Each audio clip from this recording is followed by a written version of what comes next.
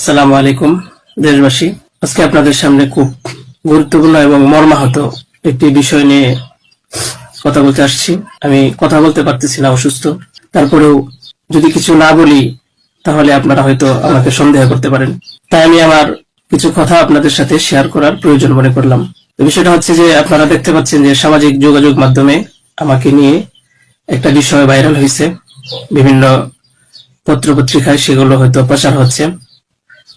তো আমি আপনাদের বলবো যে এই বিষয়টার সাথে, যে বিষয়টা মেঘলা নামক একটা মেয়ে এবং আমার ছবি দিয়ে যে একটা অপপ্রচার করা হচ্ছে, অপবাদ রটানো হচ্ছে, এটার সাথে আমি কোনোভাবেই সম্পৃক্ত না।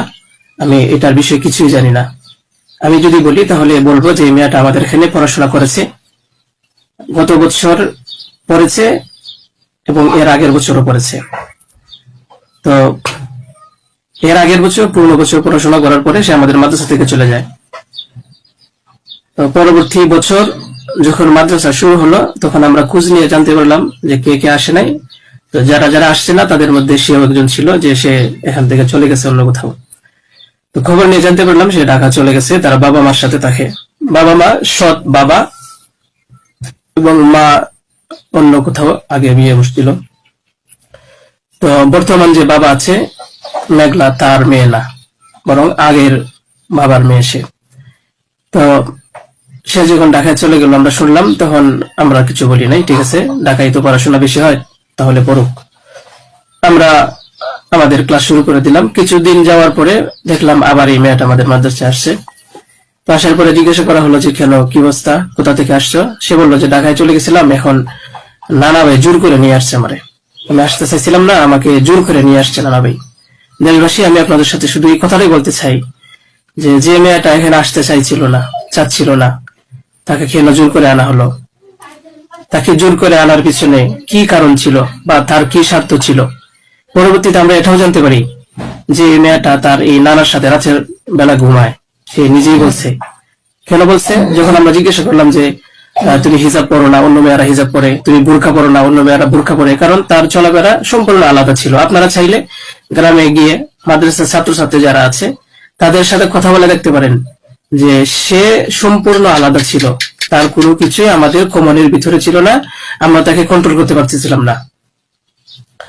তো সে এইভাবে কিছুদিন থাকার পরে আমরা ভাবলাম যে হয়তো তাকে আমরা রাখতে পারবো না, কারণ আমরা তাকে কন্ট্রোল করতে পারছি না। হয়তো মেয়েটা অন্য কোথাও গিয়ে যদি কন্ট্রোলে থাকতে পারে, পড়াশোনা করে, তাহলে এটা তার জন্য ভালো। তাই আমরা তার গার্জেনের কাছে বললাম, তার মাকে আমরা বুঝিয়ে বললাম। আমাদের উদ্দেশ্য এটাই ছিল যে তার মা যেন তাকে বুঝিয়ে বলে যায় যে হুজুরের কথা মেনে চলবা, মাদ্রাসার নিয়ম কানুন মেনে চলবা, এই কথাগুলো উনি বুঝিয়ে যাবেন। কিন্তু উনি কি করছেন যে ওনার মেয়েকে উনি বলছে যে না, আমি এখানে রাখবো না, নিয়ে চলে যাব। তো আমাদের এখান থেকে প্রায় 5-6 মাস আগে আমাদের মাদ্রাসা থেকে নিয়ে চলে গেছে। হয়তো পরবর্তীতে খবর নিয়ে জানতে পারলাম সিলেটে যেখানে উনি থাকে সেখানে নিয়ে গেছে। তো নিয়ে যাওয়ার পরে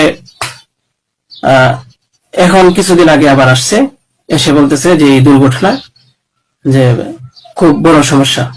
যে কথাটা শোনার পরে আমার মতো একজন সাধারণ মানুষ, আমি আর সহ্য করতে পারছি না, আমি আর নিজেকে ঠিক রাখতে পারি নাই। আমি একেবারে অসুস্থ হয়ে পড়ছি। কারণ আপনারা হয়তো জানেন যে অনেকেই, আমার ফ্যামিলি আছে, আমার বাচ্চা আছে, আমার বিবি সাহেব আছে, আমার আত্মীয় স্বজন আছে। আপনারা বলুন তো, আমার নামে যে বিষয়টা প্রচার হচ্ছে, এটা আমার ফ্যামিলির লোকেরা দেখে আমাকে কি বলছে, কি ভাবছে? আপনারা সঠিক তদন্ত করুন। আমি কখনোই দেশের আইনের প্রতি অবাধ্য না, আমি শ্রদ্ধাশীল। দেশের আইন আছে, সে আইন সঠিক অপরাধী যে তাকে খুঁজে বের করবে। আপনারা অপরাধী খুঁজে বের করার আগেই যদি আমাকে অপরাধী বানিয়ে ফেলেন, তাহলে তো আসল অপরাধী পার পেয়ে যাবে, আসল অপরাধী তো ছাড়া পেয়ে যাবে।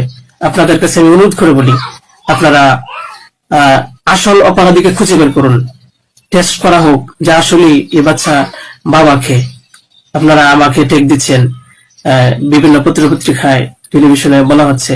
আমি আপনাদের কাছে শুধু এই কথাইগুলি বলবো যে আল্লাহ তাআলার বিচারের উপরে যদি শ্রদ্ধাশীল থাকেন, এই বিশ্বাস করেন, তাহলে আমাকে নিয়ে আর এরকম কাজ করবেন না। আপনারা সঠিক তদন্ত করে সঠিক অপরাধীকে খুঁজে বের করুন। আমি আপনাদের সামনে আর কথা বলতে পারতেছি না। আপনারা সবাই ভালো থাকবেন, ইনশাল্লাহ পরবর্তীতে আরো কথা হবে ইনশাল্লাহ। আসসালামু আলাইকুম রহমতুল্লাহ।